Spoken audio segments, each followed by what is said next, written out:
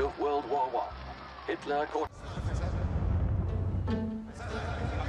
One great past, present mistake. This would not succeed in taking part in the boys' box.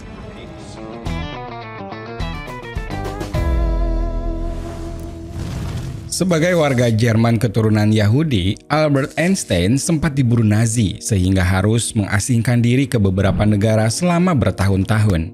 Melalui penelitiannya, Einstein juga bisa dibilang memiliki andil dalam ditemukannya bom atom.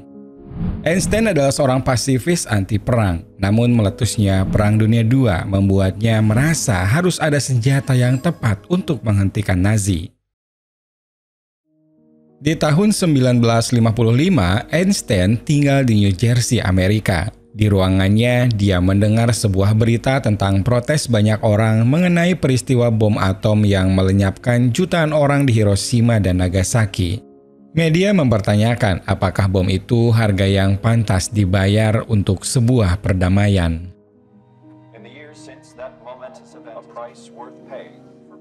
Meski tak bersinggungan langsung dengan proses penemuan bom atom, Einstein disebut-sebut sebagai bapak era atom.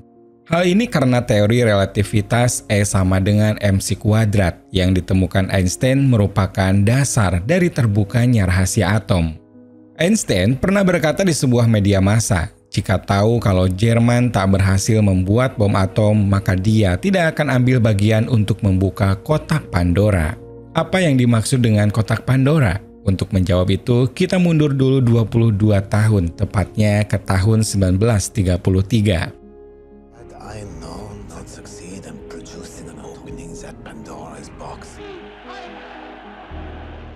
Di tahun itu, Nazi mengambil kekuasaan di Jerman. Akibatnya, warga keturunan Yahudi mulai dipersekusi. Einstein yang masih memiliki darah Yahudi pun terpaksa kabur dari Jerman untuk menyelamatkan diri. Dia pergi ke Inggris lalu dibantu seorang politisi bernama Oliver Locker Lamson yang sama-sama tak menyukai tirani Jerman. Lamson membangunkan sebuah rumah kayu di tanah pribadinya di dekat pantai. Dan tak hanya rumah, Einstein juga diberi 2 pengawal karena ada rumor Nazi sudah menyiapkan imbalan 200 juta bagi siapapun yang berhasil menyerahkan kepala Einstein. Hello, Professor. Delighted. These ladies are your bodyguards. Close eye, ladies. I'm relying on you both. Di Jerman, Hitler terus memperluas kekuasaannya dengan merekrut orang-orang tertentu agar kebijakan dan keputusannya selalu didukung. Semakin hari kekejaman terhadap Yahudi pun semakin brutal. Siapapun yang berani melindungi Yahudi akan ikut dipersekusi pemerintah. Meski sudah mendapatkan tempat yang aman, Einstein sebenarnya belum yakin akan selamanya tinggal di Inggris. Dia masih mencari negara lain yang cocok untuk ditinggali. Syarat utama yang diinginkan Einstein adalah negara yang menjamin dan melindungi kebebasan sipil, toleransi yang tinggi, dan juga kesetaraan semua warga negaranya. Sangat disayangkan hal tersebut kini sudah tidak ada lagi di Jerman, dan Einstein sudah memiliki pandangan kalau fasisme di Jerman suatu saat akan mengancam kebebasan dunia. Di sela-sela waktunya, Lamson pernah datang membawa seorang wartawan. Tak lama setelah itu, nasib dan gaya hidup Einstein mulai muncul di koran-koran yang ada di Inggris. Tak jarang, koran mengambil headline yang sensitif sehingga Einstein digambarkan seperti orang yang politis dan siap berseteru dengan Nazi. Padahal aslinya, selama diwawancara Einstein kerap menjawab kalau dia hanya ingin hidup dengan tenang.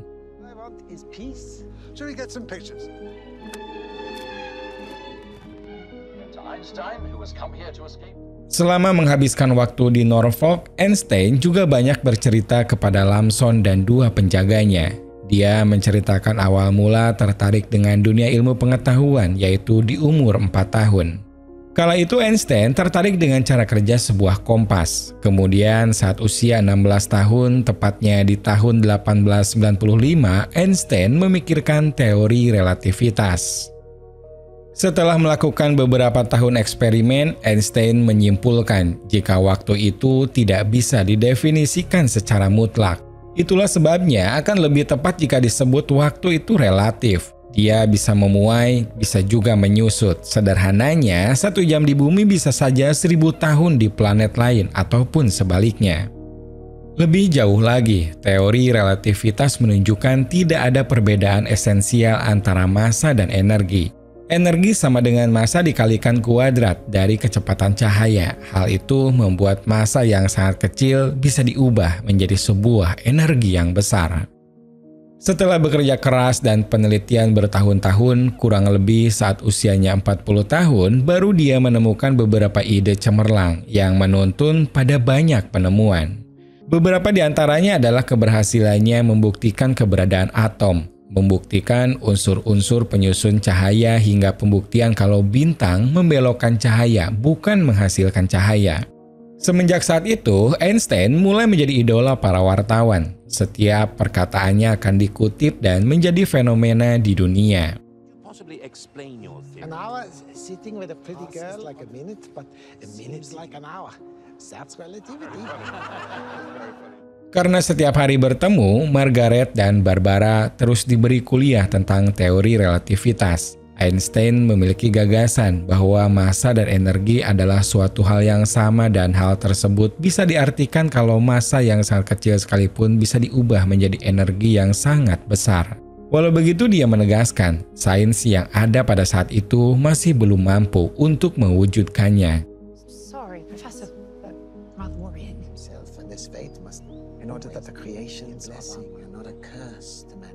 Barbara yang sudah mulai paham pun merasa khawatir kalau sampai teori ini nanti disalahgunakan. Einstein menegaskan sebuah penelitian harus memiliki tujuan untuk memperbaiki nasib manusia. Jika hal itu dipegang teguh, maka tidak akan ada penciptaan yang merugikan. Siangnya, Lamson mengundang seorang pematung bernama Jacob untuk membuat patung kepala Einstein. Di tengah-tengah proses pembuatan patung itu, Einstein juga banyak bercerita tentang keadaan di Jerman saat ini. Mereka berdua juga sempat membicarakan bagaimana para ilmuwan Nazi bersatu untuk menyebarkan propaganda kalau Einstein menyebar kebohongan. Semua itu berawal di tahun 1920 saat Hitler dan Nazi mulai berkuasa. Mereka mulai menganggap hanya keturunan Jerman murni yang layak hidup. Mereka yang non-Jerman khususnya Yahudi dilarang memiliki kewarganegaraan. Pada tanggal 24 Agustus tahun 1920, Einstein mendatangi sebuah konferensi peneliti ilmu murni yang diselenggarakan para ilmuwan yang berpihak kepada Nazi. Dalam acara tersebut dipresentasikan sebuah riset yang memposisikan Einstein sebagai penyebar teori palsu. Our theme this evening, we present observations, theory of relativity in science is revealed to be lacking in proof. In short, than scientific Dadaism. Beberapa hari kemudian, Einstein menjawab tuduhan itu melalui sebuah artikel di koran. Dia menyebut organisasi tersebut tidak bertujuan untuk mencari kebenaran, namun hanya sekumpulan alat politik yang sedang berusaha menyenangkan pemimpin mereka. Di dalam artikel itu, Einstein juga mengungkapkan rasa bangganya sebagai orang keturunan Yahudi. Setelah pembuatan patung dan berfoto bersama selesai, 2 hari kemudian seorang bernama Adam Walter datang menemui Einstein.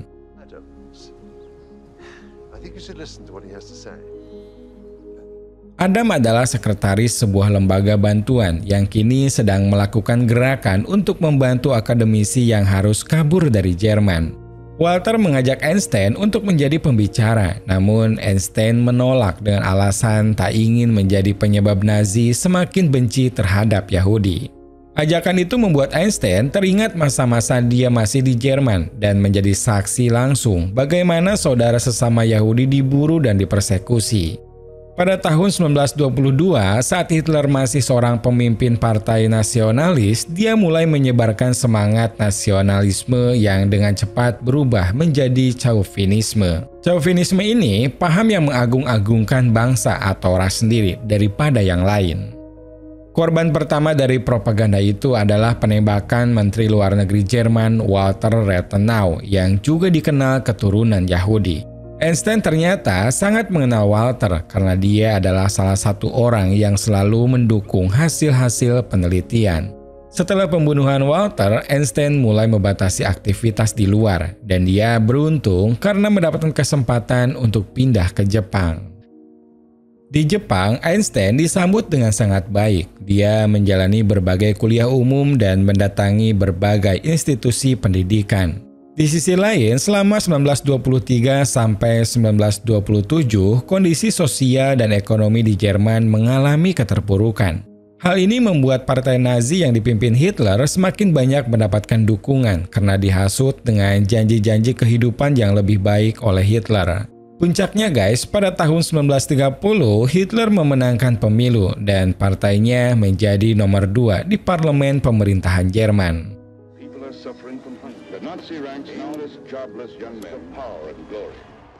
Di tahun tersebut, Einstein pindah ke New York. Wajahnya yang penuh senyum berubah serius ketika ditanyai tentang menangnya Hitler dalam pemilu.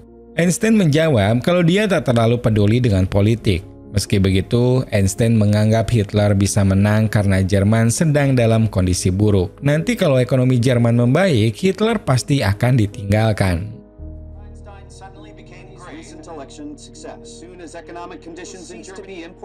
Selama di Amerika, Einstein berkeliling ke berbagai tempat untuk menyebarkan paham anti perang. Dia juga secara tidak langsung menggerakkan komunitas Yahudi untuk memprotes persekusi Yahudi yang terus dilakukan di Jerman.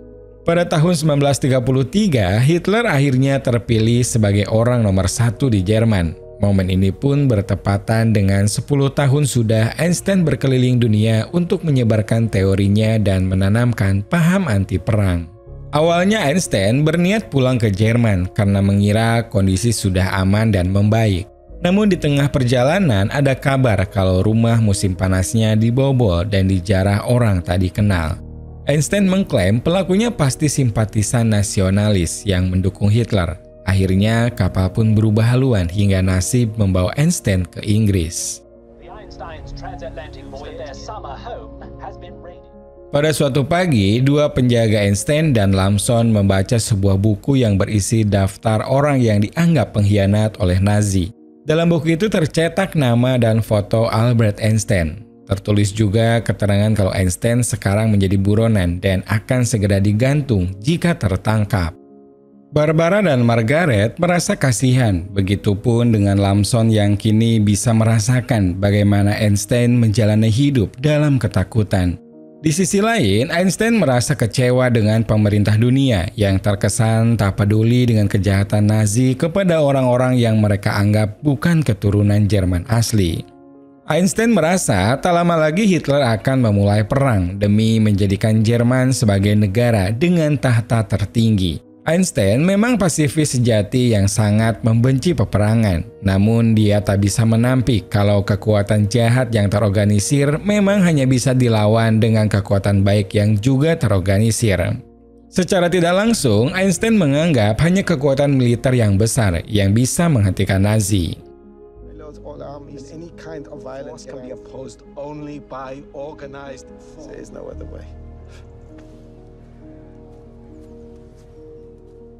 Kondisi tersebut membuat Einstein bersuara di depan publik.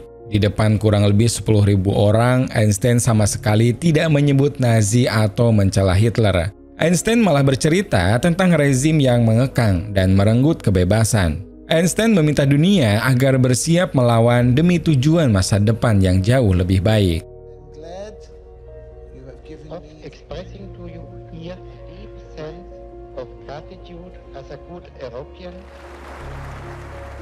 Hatred leads to acts of revolution and even war. Without such freedom would have been no check and no leave.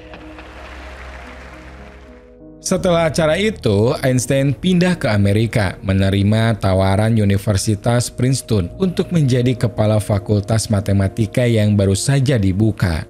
Tugas ini merupakan angin segar bagi Einstein setelah tekanan besar yang dia terima di Eropa. Kini dia bisa merasakan tinggal di sebuah kota kecil yang teduh dan tidak ramai. Meski demikian, pikirannya tak bisa terlepas dari membayangkan nasib saudara-saudaranya yang masih dipersekusi oleh Nazi. Tak lama setelah kepindahannya ke Amerika, Nazi mulai memaksakan ideologinya kepada siapapun. Entah itu Kristen, liberal, Katolik, semuanya dipaksa untuk sepaham dan kalau menolak akan dihukum berat. Di tahun-tahun itu, banyak juga perempuan yang dipaksa menjadi budak seperti di abad pertengahan. Dunia pun melihat kalau rezim yang satu ini mulai terlihat ingin memicu perang. Pada tahun 1938, militer Jerman menyerang kaum Yahudi. Di hari itu, 200 sinagog dan 7.500 toko dibakar. 90 orang terbunuh dan ratusan terluka, kemudian ribuan lainnya dilecehkan serta dipersekusi. Lebih dari 26.000 orang dibawa ke kamp konsentrasi dan rumah-rumahnya dijarah lalu dibakar habis. Di tahun tersebut di Jerman saja kurang lebih sudah ada 250.000 orang menjadi korban kekejian Nazi. Pada tahun 1939, seorang ilmuwan dari Universitas George Washington mendapatkan info valid kalau Nazi berhasil membelah atom uranium. Bagi para ilmuwan, kabar ini termasuk mengejutkan dan sangat mengkhawatirkan karena kemungkinan besar Jerman sedang berusaha membuat bom atom. Very small amount may be converted of energy. Military intelligence taken the first steps. Kondisi tersebut mendorong Einstein menulis surat pribadi kepada Presiden Franklin D. Roosevelt. Dalam surat itu, Einstein memberitahu ada pihak-pihak yang sudah menemukan metode untuk memecah atom uranium. Hal itu bisa menjadi awal diciptakannya bom atom, sebuah bom dengan kekuatan yang sangat besar. Terkait hal itu, Einstein mendorong presiden untuk mempercepat riset Amerika dalam hal serupa. Di momen ini, Einstein teringat ucapannya sendiri kalau kekuatan terorganisir hanya bisa ditangani oleh kekuatan lain yang juga sangat terorganisir. Only by organized force. Setelah itu, di akhir tahun 1939, dugaan Einstein terbukti. Pasukan Nazi mulai menginvasi negara lain di Eropa, dari mulai Polandia hingga ke Prancis. Kondisi semakin memburuk di tahun 1941 saat Jepang menghancurkan pangkalan militer Amerika di Pearl Harbor. Dari situ, Amerika resmi berperang bersama sekutu untuk melawan Jerman dan Jepang. Pada tahun 1942, sekutu memiliki proyek rahasia yang disebut Proyek Manhattan. Proyek ini bertujuan untuk menciptakan bom atom, namun Einstein tak pernah dilibatkan karena mempunyai riwayat sebagai aktivis anti-perang. E is equal the basic formula. Perang terus berlangsung hingga tahun 1943. Pasukan Nazi semakin brutal dengan terus menangkap warga-warga Yahudi di setiap negara yang berhasil mereka kuasai. Di momen ini, sekutu beberapa kali berhasil menyerang pabrik-pabrik milik Jerman yang diduga menjadi pusat penelitian bom atom. Perlahan sekutu berhasil membalikan keadaan. Pada tahun 1944 dilakukan serangan besar-besaran yang melibatkan 150.000 infanteri. Seluruh jantung pertahanan Jerman akhirnya bisa ditembus. Disinilah sekutu mengetahui kalau proyek pengembangan bom atom yang dilakukan Jerman sebenarnya tidak berhasil alias gagal. Pada tahun 1945, pasukan sekutu semakin bisa menusuk ke daratan Eropa dan melihat langsung bukti-bukti kejahatan Nazi. Salah satunya adalah kamp konsentrasi bernama Buchenwald. Di kamp ini ditemukan tulang belulang manusia, sisa-sisa rahang dan gigi, ribuan sepatu, baju, dan kacamata yang diperkirakan milik puluhan ribu orang Yahudi. Pada bulan April tahun 1945, pasukan sekutu yang dibantu Uni Soviet berhasil menuju Berlin dan melancarkan serangan terakhir kepada Hitler. Karena tak ada lagi peluang menang dan malu dengan egonya yang ingin menguasai apapun, Hitler akhirnya memilih mengakhiri hidupnya sendiri.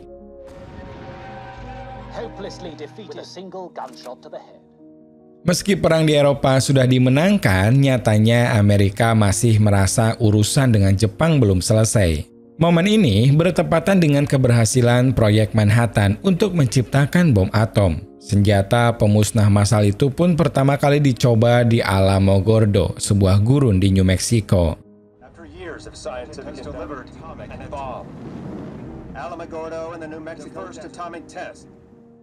Kurang lebih dari sebulan setelah percobaan itu, Amerika menjatuhkan bom atom mereka di Hiroshima. Tak lama setelah itu, Presiden Henry Truman mengumumkan suksesnya serangan tersebut dan menyebutnya sebagai pencapaian terbesar dalam sejarah sains yang terorganisir. Beberapa hari setelah itu, bom atom kedua dijatuhkan ke Nagasaki. Di momen-momen pertama penggunaan senjata pemusnah massal dianggap sebagai sebuah keberhasilan. Namun 10 tahun kemudian, tepatnya di tahun 1955, mulai muncul sudut pandang lain yang menganggap kalau penggunaan bom atom untuk perdamaian tidaklah sebanding dengan korban yang ditimbulkan. Einstein yang bisa dibilang menemukan teori dasar penciptaan bom atom dan memberi saran agar Amerika melakukan penelitian, merasa sangat bersalah. Dia mendapatkan surat dari Katsuhara, seorang wartawan dari Jepang yang memaksa Einstein mengakui keterlibatannya dalam pembuatan bom atom.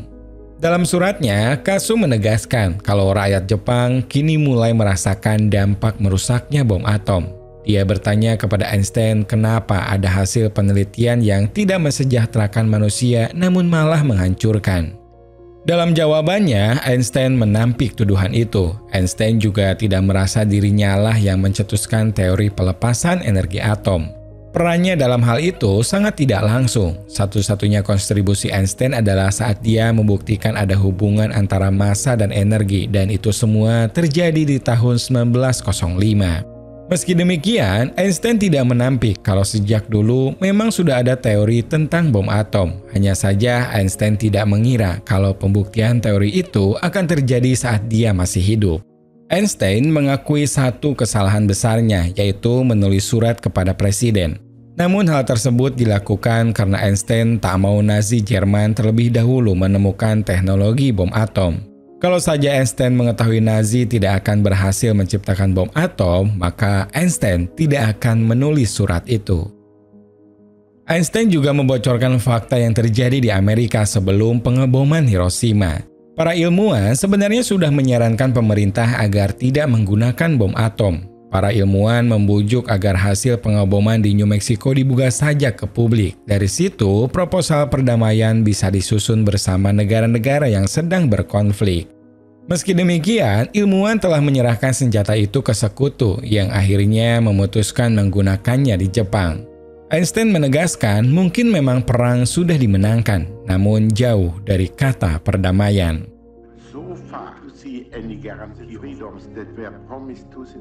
Pernyataan Einstein itu terbukti. Tak lama setelah Perang Dunia II berakhir, Amerika kembali terlibat perang dingin dengan Uni Soviet. Kedua negara ini malah seperti berlomba untuk menjadi yang terkuat, apalagi setelah Amerika mendengar Uni Soviet mempunyai bom atom sendiri. Einstein merasa teknologi dan ilmu pengetahuan seharusnya menjadi suatu sumber yang mendukung kehidupan yang lebih baik. Selama ini yang harus disalahkan adalah moral manusianya yang hanya mementingkan ego sendiri.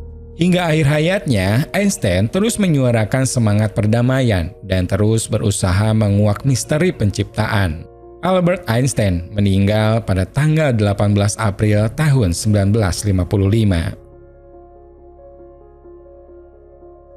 Dari film ini kita bisa melihat kalau penemuan apapun sebenarnya baik untuk kehidupan manusia di masa depan. Perkembangan moral manusialah yang membuat penemuan itu menjadi berbalik arah dan merugikan manusia. Semoga cerita kali ini bisa menghibur kalian. Terima kasih banyak dan sampai jumpa lagi di video 7 menit selanjutnya.